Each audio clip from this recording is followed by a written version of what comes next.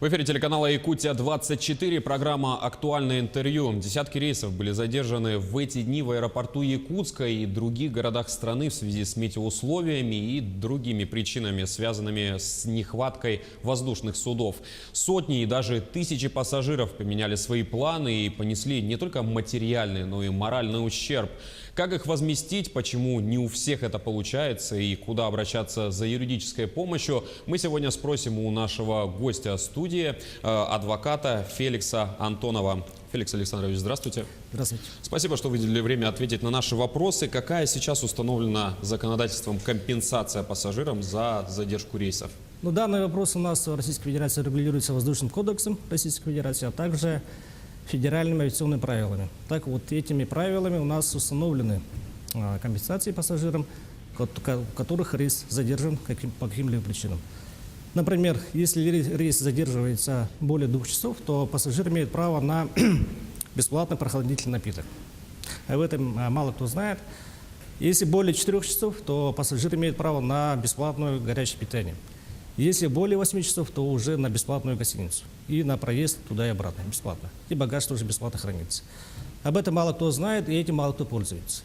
А также по Воздушному кодексу за каждый час задержки рейса пассажир обязан выплатить 25% МРОТ. 25% от МРОТ. То есть это, если более там 10 часов, то уже получается... От минимального размера МРОТ. От минимального размера оплаты труда. Эти все обстоятельства нужно сначала фиксировать. Если, например, сначала объявляют о задержке, надо сфотографировать табло, где указываются задержки, зафиксировать время, потом предъявить в кассу авиакомпании претензионное письмо, заявление, написанное в свободной форме, и указать, что вот прошло более 2 часов, или более 4 часов, более 6 часов, более 8 часов, и указать, что вот имеете право на такие-то компенсации. А на практике примерно сколько пассажиров пользуются своими правами и требуют выплат? Ну, к сожалению, именно у нас в Якутии мало кто пользуется своими правами, потому что мало кто знает свои права в этой области. А у нас права потребителей охраняются, защищаются законом, но, к сожалению, об этом мало кто знает. И этим мало кто пользуется, но в тенденции имеется.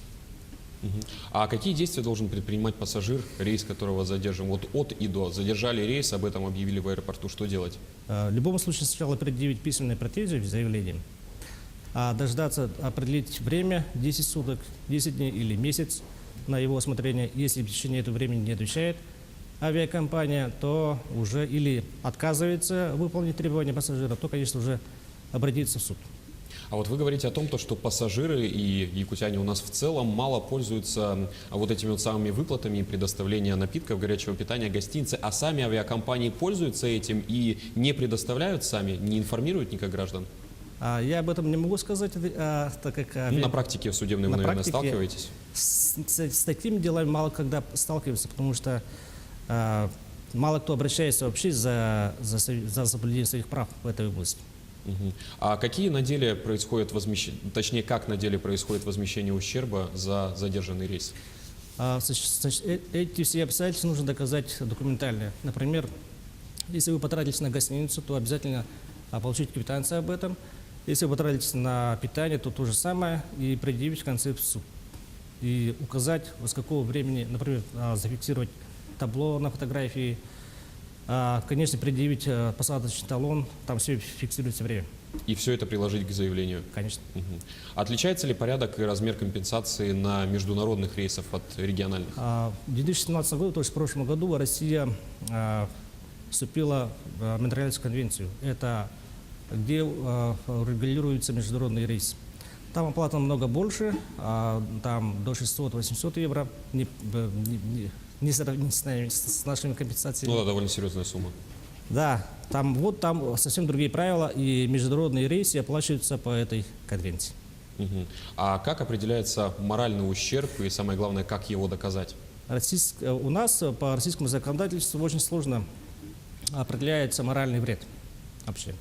Но доказывается документально, например, если у человека там ребенок пострадал, то есть находился в аэропорту, то, конечно, предъявить копию свидетельства о рождении ребенка, сколько ему лет.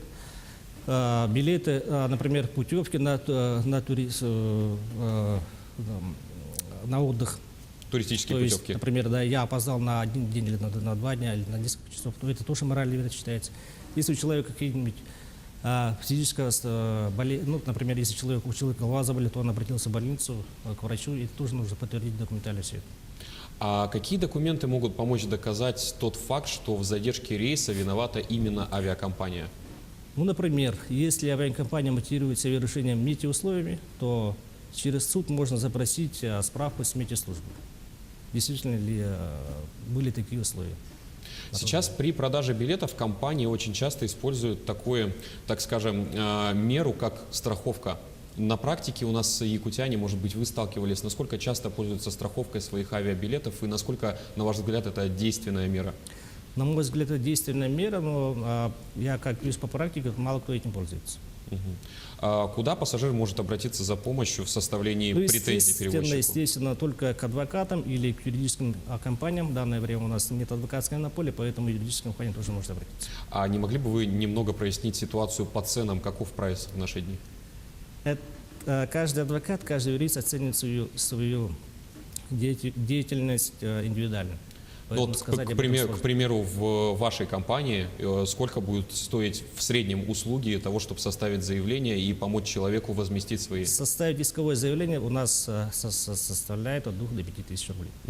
И в последнее время задержки авиарейсов, к сожалению, происходят довольно часто. Последние новости это подтверждают. К каким последствиям это может привести и что вы в этой связи можете посоветовать пассажирам? Конечно, последствия могут быть моральные. Человек может получить моральный вред в связи с тем, что он, например, не полностью отдохнул, или, например, может сорваться какая-нибудь встреча, или сделка какая-нибудь может сорваться. Конечно, все это может выразиться или в моральном вреде, или в материальном. Поэтому, конечно, рейсы должны соблюдаться, вылетать вовремя, чтобы не было таких последствий. А хочу посоветовать в том, чтобы люди знали свои права. Только незнание своих прав ведет к таким последствиям. Авиакомпании этим пользуются, конечно, недобросовестно имеется в виду, и продолжают свои незаконные действия. Феликс Александрович, спасибо, что выделили время ответить на наши вопросы. А я напомню, что в гостях у нас был адвокат Феликс Антонов, и поговорили мы на тему защиты прав пассажиров при задержке авиарейсов. Вы смотрели актуальное интервью, в студии работал Василий Радченко. Оставайтесь на телеканале Якутия 24.